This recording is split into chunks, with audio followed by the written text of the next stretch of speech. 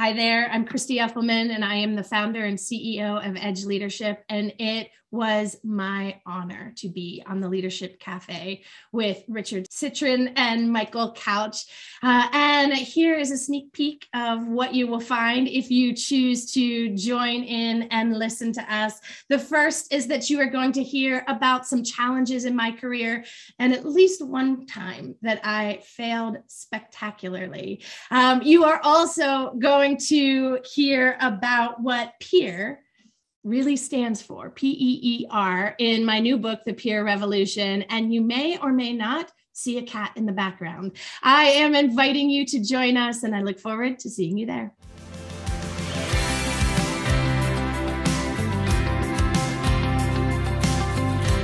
Welcome, and thank you for joining us for another edition of the Leadership Cafe, where we talk to extraordinary and really amazing people leading remarkable businesses. We're your hosts. I'm Richard Citrin.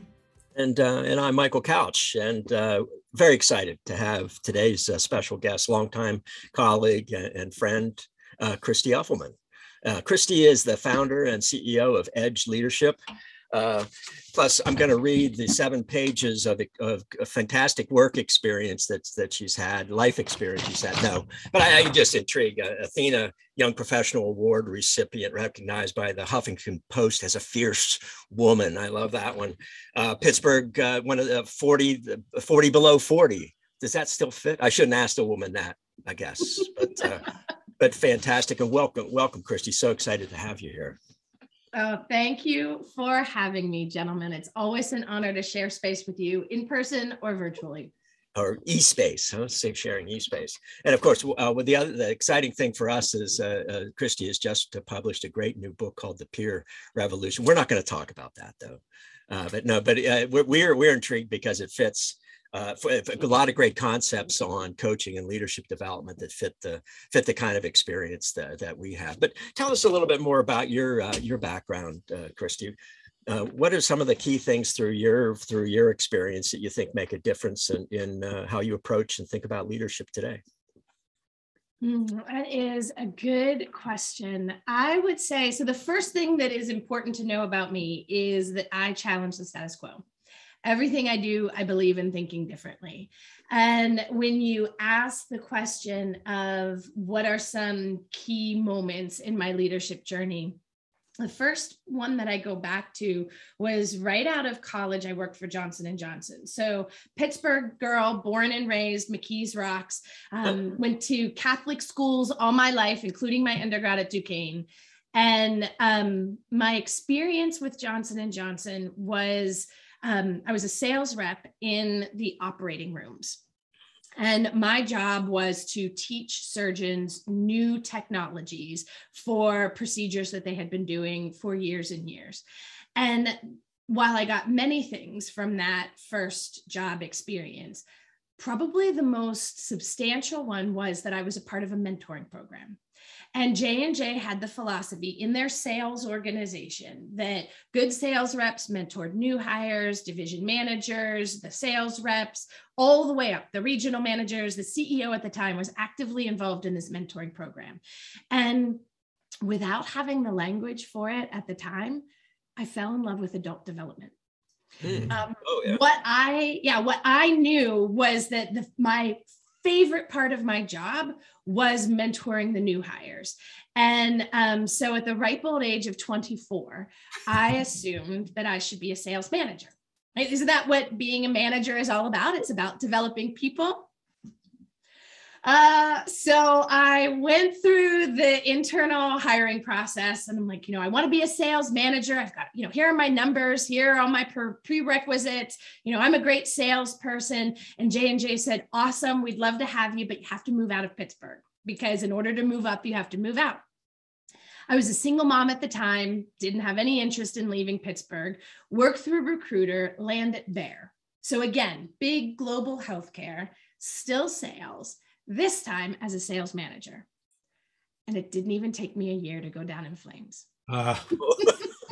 because the qualities that make someone a great salesperson, let's say I was an A+ salesperson, which I wasn't, but just for the sake of conversation, that makes someone an A+ salesperson, make them at best a C- sales manager, right? So I hogged all the screen time. I couldn't hold anyone accountable. I would do for my people instead of creating the space for them to learn and grow.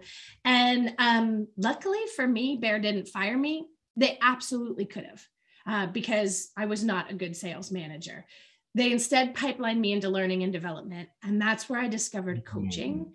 And then it was like, the skies parted. Remember from the old Bugs Bunny movies, like the skies parted, it's like, hallelujah. And I'm like, there's a whole job just focused on developing people. And I share that story as just one pivot, one moment in my leadership journey. But, whose fault was that? Was it mine as an overconfident millennial? Like, I can do this. I've never been a sales manager. I got this, put me in. Was it Bear's? Right? I didn't lie on my resume. They knew I didn't have any sales management experience. Do our organizations have a responsibility to train us for the jobs as we continue to move up? Sure.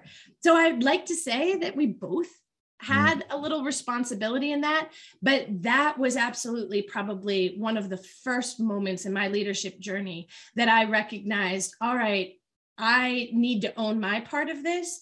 And what can I be doing to help other organizations own theirs?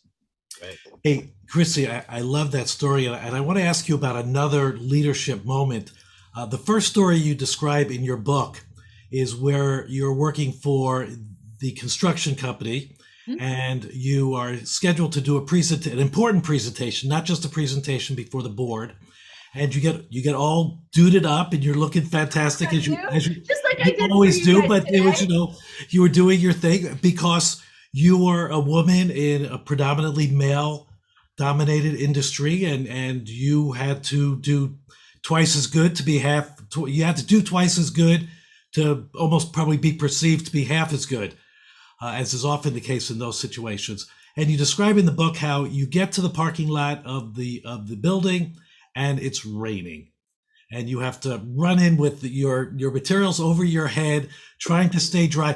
I love how you describe skidding into the front part of the building, and then having to get yourself ready. And that was so interesting to me. How did you, because those are kind of the transformational pivot points that often happen for people in seeing themselves as a leader. Can you share a little bit about that experience and what that did for you in your own leadership mindset? Yeah, absolutely. What I would say, so the first thing that comes up for me when you share that is owning my part of the story.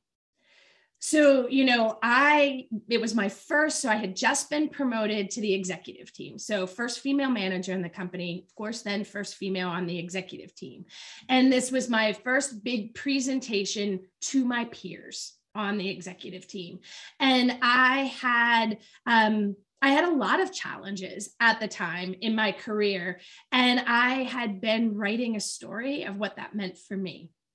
And so I had contributed to, and you don't know this when you first read the book, because I don't say that in the story, right? I let you write your own story about why and where I was at the time. But what that moment had for me was that after I dried my hair off in the bathroom under the hair dryer and pulled it back into a ponytail, because there was really no saving that. And, I had taken my son to daycare, and he had a sniffle, and I probably shouldn't have taken him to daycare. Of course, in this post-COVID world, we would never do something like that, like send our kid to daycare and not take their temperature.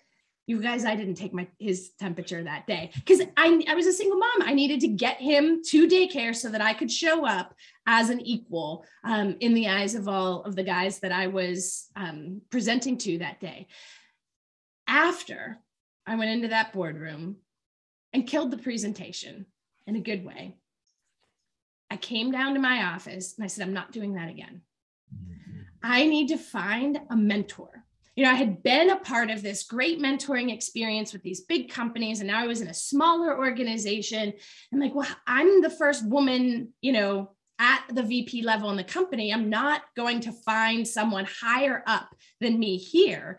And I felt the responsibility, even at 29 years old, that other women were looking to me to fill that role for them in the organization. So I started looking outside, and I learned, and this is for the young leaders out there, I learned that you can't ask someone to be your mentor. I tried. It doesn't always work so well. I have all kinds of thoughts on how you can do that, but don't do the way I did. Like, hey, will you be my mentor? And when I couldn't find a mentor, and at the time I was specifically looking for a female mentor, someone that looked like me, someone who was a little farther along in her career to share their best practices. Instead, I created my first peer group, and that peer group changed my life, changed my career trajectory. It's what the book is about. It's what my company, Edge Leadership, is all about. It's about creating this space for intentional peer groups inside organizations and out. And that group shifted my mindset in that moment, in my challenge as a leader, helped me recognize and own what was the story that I was writing. And you guys, only when there's a great line from Brene Brown, who I've been privileged to be mentored by. And her line is, when we deny our stories, they define us. It's only when we own them that we get to write the ending. Fantastic, Christy. And in fact, I think some of your, one or two of the people in your original mentor group may be future guests. So we'll see. Oh, I love that. That would make me so happy. Yes, we'll see. I think I knew who they were, so we'll find out. But so what you just explained is what we love to hear on the cafe all the time. The successful leaders just don't have this single trajectory, to their success. And of course, they never fail. Right? In flames. When I fail spectacularly. Yeah, the best thing that ever happened to me was getting fired. So yes, phenomenal. But I love, so that's the kind of, all those experiences you've been through, you've sort of gleaned together in your approach with Edge Leadership. It sounds like that's the foundation there. So I think that's a great lead into the peer revolution. Tell us a little. You've mentioned a little bit, but tell us more about where that came from, and what do you intend to accomplish with your book? So I started the company in 2013 and was grateful to incubate Edge Leadership in a larger organization called Align Leadership that was run by a mentor of mine, Dr. Mary Shippey. And it was a tremendous opportunity. I had been a solopreneur before I was in the role that we were talking about earlier with the story of skidding into the lobby. I had left Bear and started my first company at 27. It was called Red Zebra Consulting. And I was a solopreneur, and oh gosh, I got in my own way and I've got all kinds of stories and learning moments in that. But what's important to note is that when I launched Edge, I didn't want to do it alone. I wanted to be in community. It was really important to me to be in the space with leaders and entrepreneurs who were a little farther along in their career trajectory than me. And I wanted to be in community. I had learned with the Working Mothers Group, which was the very first peer group that I had started, I had learned that and I think it is very symptomatic of my generation, I love collaboration. As a millennial, I grew up in classrooms where the desks were in pods, not rows. And, we worked together and collaborated, and I wanted to learn and develop myself in that same way, not just to create those spaces inside organizations, which was Edge was about, but to ensure that my space was collaborative as well. Yeah. Yeah, it's well, and you guys, because you do this together, you collaborate together and you stand on one another's shoulders and you inspire one another and you challenge one another. And that's a real challenge for a lot of solopreneurs. So I started the company in 2013 and we grew incredibly fast. And so 2 years in, my husband's name is Kevin. He quit his job, came in to run the operations. And before long, we had a wait list. I was the only one facilitating the group coaching experiences. So we started to hire coaches and train coaches. And we went that way all the way up until the pandemic. And we had a whole, group of coaches that were delivering for our clients. And then when everything happened with the pandemic, we had some clients who got super busy during the pandemic. And because of that, had to put a hold on their leadership programs. We had other clients that were in the construction and industrial space who had to furlough employees. So we had this white space. And in this beautiful white space, which I recognize how much privilege is in that, as I say that, in this beautiful white space, Kevin and I sat down and really looked at the trajectory of the company to date and what our strategic plan was in moving forward. Because all of a sudden, new kinds of clients started to find us. And it used to be that only, $5 billion plus worked for our model. We had always been hybrid, 75% virtual. And I had a heck of a time convincing companies that you could curate connection and belonging virtually. They're like, no, you got to fly everybody in and get a conference room and hotels and all of these things. And I'm like, no, there's this thing called Zoom. And, so we were only targeting the largest of the large, because if we were going to get a peer group together, the leaders had to be dispersed, right? So they were running stations or hubs or regions all across the country, and we could bring those leaders together once a month to share best practices. Well, now all of a sudden, everyone was remote. So small to mid-sized companies were reaching out and saying, what can you do? We heard you're doing this. Do you have a program for us? And that's when I realized I can't say yes to all of this. And if I do, then when my current clients come back, I'm not going to have the capacity. And I also realized that I didn't enjoy mentoring and training and quality control checking coaches and, all of this space that the business had kind of overgrown into based on client need, but not necessarily my strategic direction and certainly not my passion. And so the idea for the book came from that moment of, all right, if I'm going to shift my business model as an entrepreneur and cherry pick the clients that I simply want to play with because I dig them, what does that mean for the model? If we know that the need is going up, we know we have figured out the way to curate connection and belonging virtually. Well, let's open source the model. And so that was the thought process for the book. And I had someone the other day say to me, you didn't hold back, you put all of your tricks and secrets and everything. Aren't you worried that your competitors are going to read that? And I said, I hope they do. Yeah. I hope they do. There needs to be more of this work in the world, and there is more than enough work to go around. Right on. But one of our mantras, if in our approach to intentional leadership development, is never learn alone. So that idea, when I saw the title of your book and that whole approach, that rang true for us. So, Richard, you had a question, I believe. Well, I was just going to comment that was very much the approach for our book on strategy-driven leadership, which is we call it a playbook. And it basically has all of the elements that you need to have this leadership model in place. And what, we sent it off to a young woman a couple of weeks ago who runs a startup jewelry company out in Los Angeles. And she wrote us back saying, I have dog-eared different pages, and this is going to be so helpful for me, even in her small, I think will be a highly successful business. I think giving people that information is what they want today. People want transparency, and I think in your work, Christy, which comes across so powerfully is your authenticity. You are what you see. You are what you present, and that's such an honorable trait, and so I think rare among business people these days. And I think many coaches aspire to it, even in the work of coaching, yet few achieve it. And I think, your excitement and your passion comes through very clearly. So that certainly is a gift for me in the time that we've spent and worked together. Yeah, cool. So PEER stands for something, I believe. If I read the book correctly. Can you tell us a little bit about what that model reflects? Absolutely. And I would think that your listeners, since they are familiar with your philosophy, I think it will really resonate with them. So P is partnership. The idea that it's not all about me.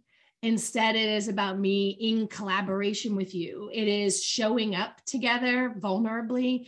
It is holding one another accountable, and it's contributing to one another's successes by sharing our lessons learned, as well as our successes. I think that piece often gets missed when leaders get together in, whatever peer group that looks like. We have a tendency to go towards venting first versus celebrating the success. And I think there's a real cost in that. When I know what successes that you have had, then I know who in my network I could go to when I run into trouble. So that's the P. The first E is experience, and that is based on the concept of outcomes. And quite frankly, outcomes are nothing more than, what does success look like to you? So if we are engaging together, what does success look like for you? What are your individual outcomes when you're facilitating an entire group?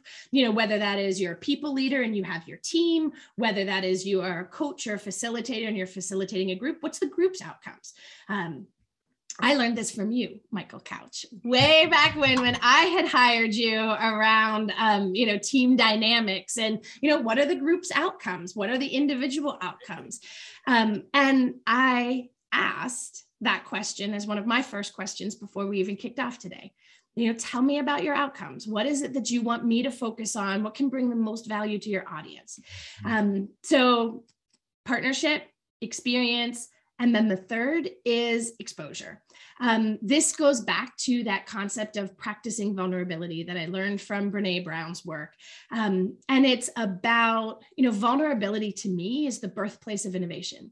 It is only when, think about my crash and burn moment. It's only when I, acknowledged, all right, I stink at being a sales manager. Could I choose to either improve my skills to become a better people leader? Or do I shift and focus on the piece that really fuels my heart, which is this coaching and mentoring, and how do I make a career specifically in that?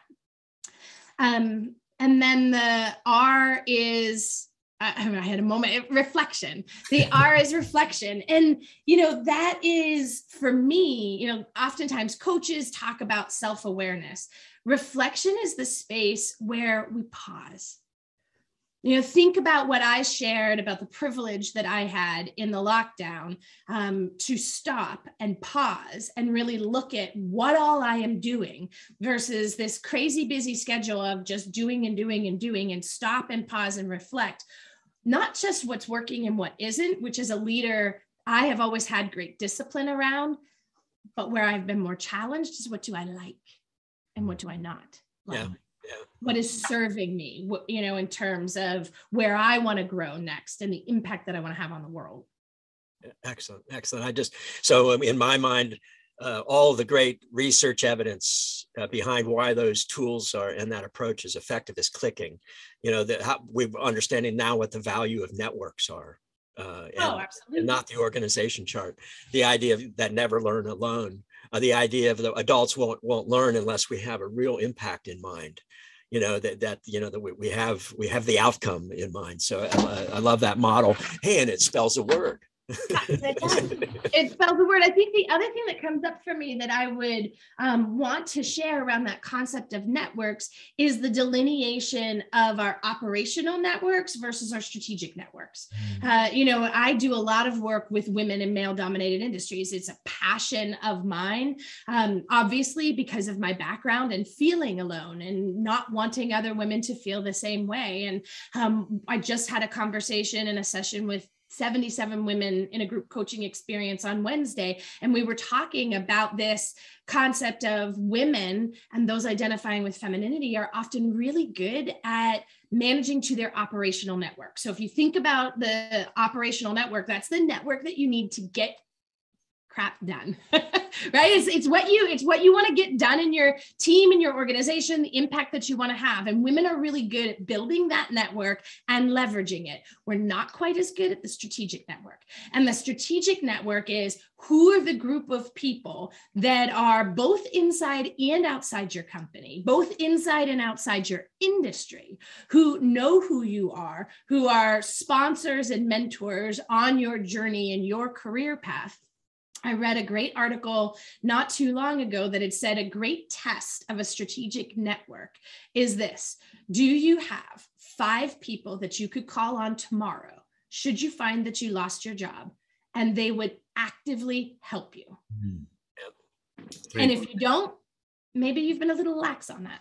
And the research around those strategic networks is that that's also what drives innovation. Not only if I get a job tomorrow, I have a problem. How can I learn more about this? And what we found during the pandemic is some of those networks suffered. So the idea of being very intentional about building those strategic networks is. And it's easy to default to the operational because that's getting stuff done. The strategic, as you said, takes some reflection. So, Christy, one final question that we ask our guests, and you've kind of answered it, but I want to see if maybe there's another answer you might have, which is, we ask people, and we've all thought about, what the pandemic has done to us individually and societally. We've been asking people, what has the pandemic done for you? And you kind of shared a little bit of that in your discussions with your business partner and husband, Kevin. Is there any other insights that you would have about what gifts the pandemic has given to you? You know what? I will give you a personal response to that, since I already gave you the professional one. And in doing so, I hope to lean into that core value of mine, which is authenticity, and the pillar in my life around vulnerability, which I talk about in the book. And that is the greatest gift of the pandemic for me, was that it created the space for my son to transition. So my son is transgender, and the pandemic and the lockdown created the space for both him and our family to, for him to come out, for Kevin and I to support him, for us to explore what this meant for us as parents, what this meant in our marriage, what this meant for me as a woman and a mother.